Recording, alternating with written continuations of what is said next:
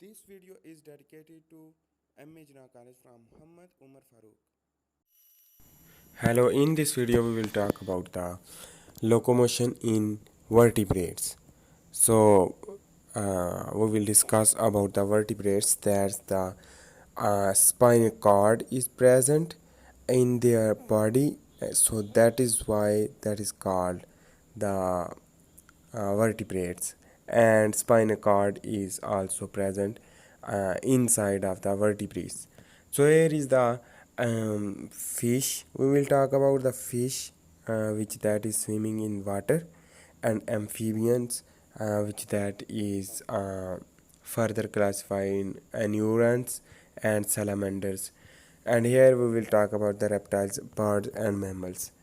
So first of all we will talk about the fish which that is living in the fresh water, and there's a different type of fish. We will discuss just about the locomotion of fish. So here is the basic general structure of the fish which that is contain basically contain fins, which that looking here, that is the fins, and here is the swim bladder which that is used for the buoyancy in the water for the lower density of the fish as compared to the water. So that is why the fish want to move and swim into the water. So here is the pelvic fins which that is used for the pelvic for streaming and balancing. So here is the basically streamlined body is modified for the movement and less friction creation is the important evolutionary process which that is adopt the fish to move faster and good way without too much friction. So here is we will talk about the skin. Skin is moist, and that skin produces oil to keep moist skin and less friction. So that's why that is easy to move into the water, and that is the denticles in cartilaginous fish. On the other hand, scales in body fish. Bony fish.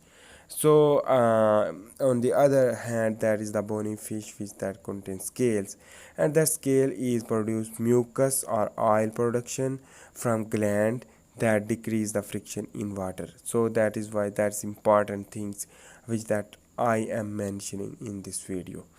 No, we will talk about the basic. Here is the first of all I write, and that's the mucus or oil production from glands decrease the friction in water. Now look at here. So that is the suppose that is the water, and that's fish moving in the water. So there is the tapered, and that is the basically narrow, and both side of the fish which that is used for the water is looking like here.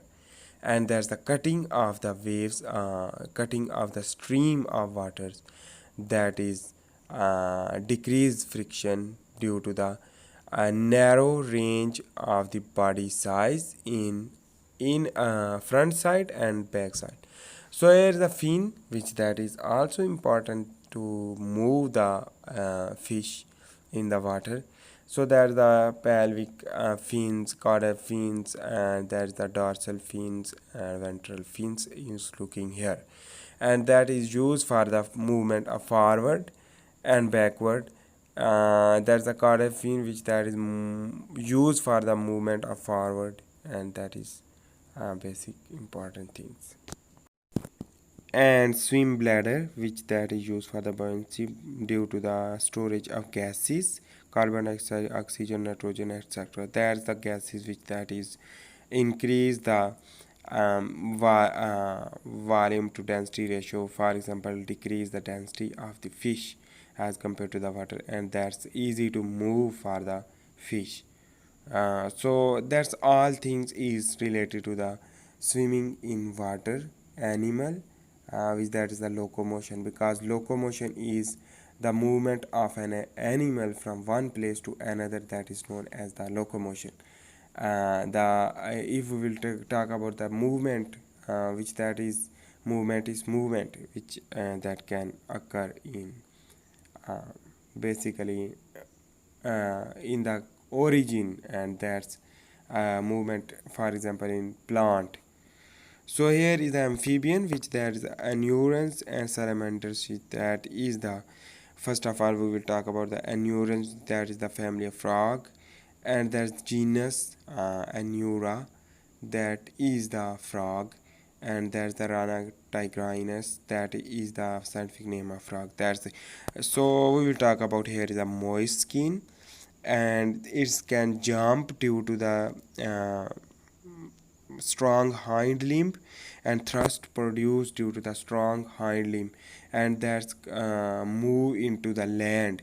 So that's the amphibian is um, dual character for the locomotion, because it's move into the water and also move into the lands, because its skin absorb the oxygen and release carbon dioxide, and lungs is also present in this animal.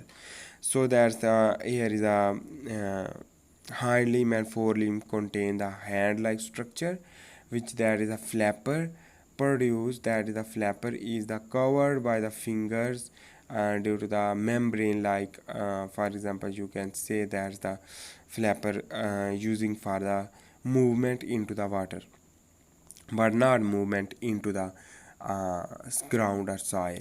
So that is the some basic amphibians wriggle swim on the land. So that is basically the propelling the movable levers, that is the belly, which that is used for the movement into the land, and that animal is used for the belly to move, and not used for the hind limb or forelimb is more. So that's basically amphibians is much more important, and their belly touch with ground is known as swim on land.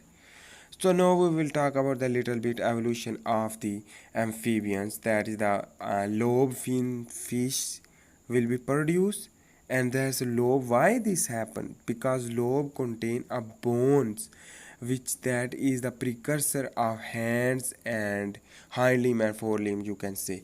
So here is the basically early amphibian will be produced, that is the hind limb and forelimb is present. So there's a major example of the imaginary evolutionary process, which that you can make sense about that things.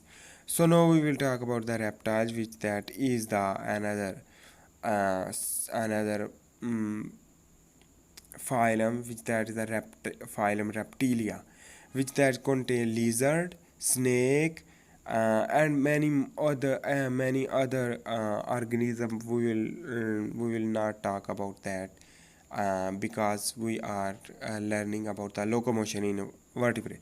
So here is the reptiles, which that is contain cervical vertebrae, which that is neck, atlas, axis, greater freedom of movement. On the case of amphibian, that is not present cervical vertebrae, so their neck is not, there's a narrow and neck is not present, so it cannot move the back and forth everywhere. So that is why the amphibian is different to the reptile is on the case of basically their reproduction is in the water, uh, in in the case of amphibian, but in reptiles that is the land adaptation, so they lay egg, not lay egg into the water like amphibians. So here's the extinct dinosaurs, which that is strong hind limb for walking and um, basically running in the land for capturing the prey, and there's the density of bones is very high and strong due to the highly ossified for running and capture the prey, etc etc. So that is we will stop is here, and next we will talk about the next Next, birds and mammals, which that is a long topic.